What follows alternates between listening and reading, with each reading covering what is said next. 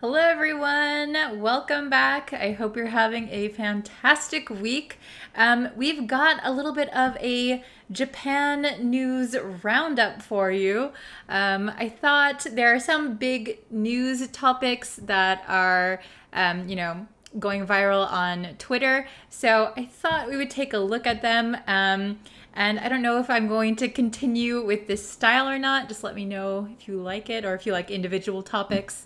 So this is kind of a more casual style of video because I feel like I need to pump them out a little bit quicker than I have been. So let's just get into it. So our first topic for today is Japan's Mizuho Bank.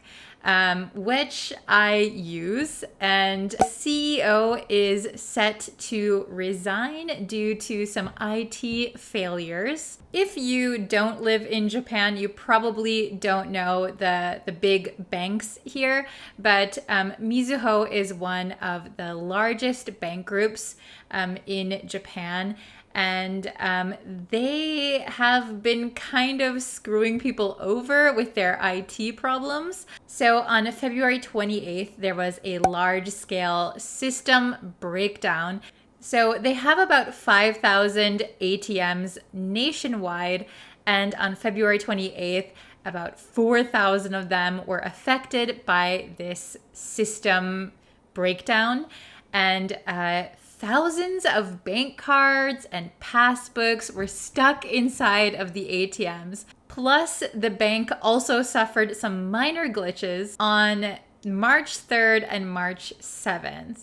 So it's kind of a lot. So for a really big bank, there have been a lot of issues recently. And Mizuho has this reputation now of having technical difficulties. And they recently revamped their entire system in 2019.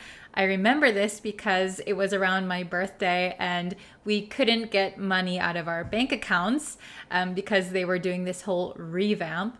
I started using their online banking system and their app crashes every time I open it.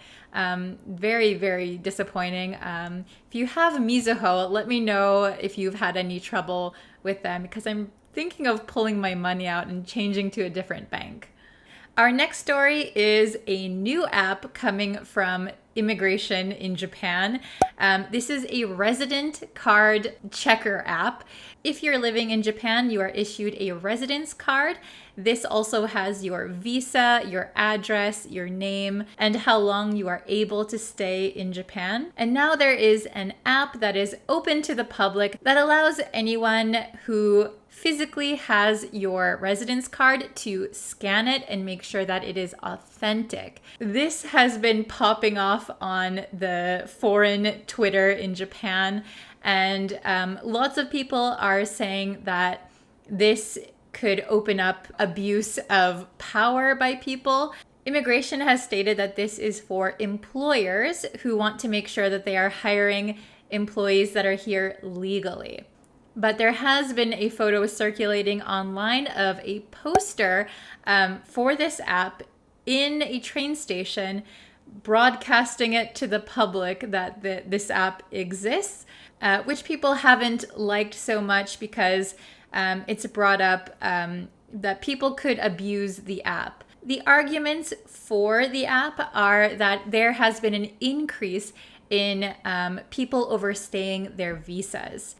As of 2020, there are 2.58 million foreigners in Japan that have residence cards with visas more than 3 months.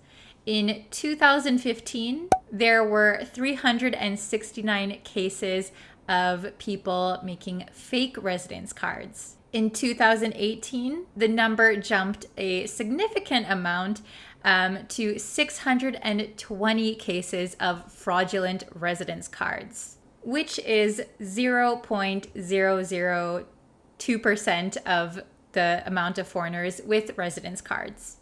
The argument against this app, as seen on Twitter, are that it conveys a message that foreigners can't be trusted. And even though immigration says that this is for employers who are hiring foreign workers, Because the app is available to anyone to download on the App Store, people are afraid that it could cause people to become, vigilantes and try and find foreigners who are here illegally while harassing people who are here legally. For me, I am a white female from America. I can't foresee this being a problem for me personally. I also have never been asked for my ID by any police officer. I know that other people have this experience in Japan. I, however, have never been stopped by the police. I've never been asked to show my residence card before, and I've been here for almost 15 years. But I do know that there is some profiling, like racial profiling, if you are from like other Asian countries, if you have darker skin. I do know that profiling does happen. I've seen it happen to my friends before. Although this doesn't really affect me personally, I could see people abusing it, especially towards foreigners who are not white and maybe not from developed countries. What do you think? Leave your opinions in the comments. Do you think that this app is good? Do you think this app is bad? Or are you somewhere in the middle? Let me know. The last topic we have today is alcohol. So if you don't know, Tokyo has been being really strict about alcohol recently, and this is to try and curb the COVID cases in Tokyo before the Olympics. I can't say that I know anyone who is for these restrictions because they do seem very arbitrary. So restaurants and izakayas have not been able to serve alcohol, and restaurants and izakayas, bars, they have to close at 8 o'clock. This is putting a lot of stress on the food service industry here. You'll see if you watch the news here, lots of owners of like small izakayas, they're kind of at their breaking point. They don't think they can make any money anymore, and they really want the government to step up and lift these restrictions. So Tokyo is allowing alcohol to be served again, finally, with some conditions. And let me know what you think of these conditions, because everyone I talk to around me thinks that these rules are absurd. Let me know in the comments what you think. So as of yesterday, our state of emergency has been lifted, but bars and restaurants are still going to be asked to close at 8 p.m. However, they will now be allowed to take orders for alcohol between 11 a.m. and 7 p.m. Customers who want to drink have to be a party of 1 or 2. No more than 2 people can be drinking. And they are only allowed to stay for 90 minutes. However, Tokyo officials have said that if the coronavirus situation gets worse, they will ask bars and restaurants to once again stop serving alcohol. A lot of business owners are really at their wits' end because this is kind of the only measure the government is taking to curb coronavirus cases. And it's basically just all falling on the food service industry. People are going to work as usual. People are going to school as usual. Club activities are happening as usual. Plus, we're having the Olympics. So you can see that they're kind of fed up with these restrictions.